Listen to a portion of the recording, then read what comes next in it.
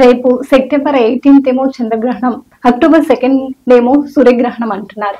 ఆ గ్రహణాల ప్రభావం మనకేమన్నా ఉంటుందంటారా? దానికి ఎలాంటి నియమాలు పాటించాలి? గర్భిణీ స్త్రీలు ఉంటారు, మన దగ్గర చాలా అలవాట్లు ఉంటాయి, ఆ టైంలో లేవకుండా ఉండడం అలాంటివి ఉంటాయి. అలాంటివి మనం ఏమన్నా పాటించాలా? ఎలాంటి జాగ్రత్తలు తీసుకోవాలి? రైట్. అయితే ఇక్కడ ఏంటంటే మనకి నిజంగా చెప్పాలంటే కనుక ఇప్పుడు వచ్చి ఈ చంద్రగ్రహణం కానీ సూర్యగ్రహణం కానీ రెండు కూడా భారతదేశంలో కనపడవు.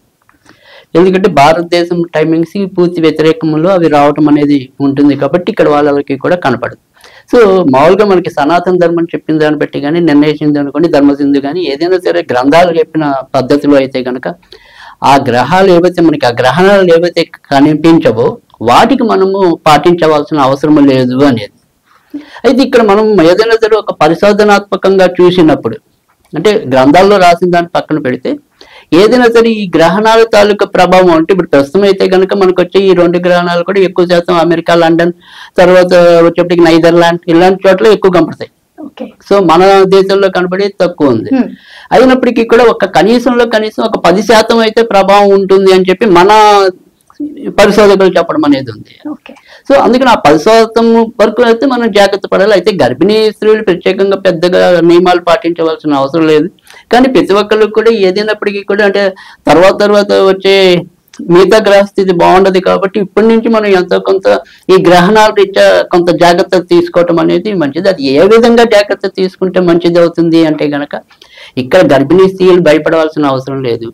అలాగే ప్రతి ఒక్కళ్ళు కూడా భయపడిపోయి ఏవేవో చేసేయాలి అయితే చెప్తున్నారు కదా సార్, గ్రహణం వస్తుంది జాగ్రత్త ఉండాలి అని అంటున్నారు కదా, దానివల్ల ప్రజల్లో ఒక తెలియని భయం ఏర్పడింది. రైట్, అది కదా నేను సో అందుకని మరీ మనం అంత ఎవరిని కూడా భయపెట్టవలసిన అవసరం లేదు.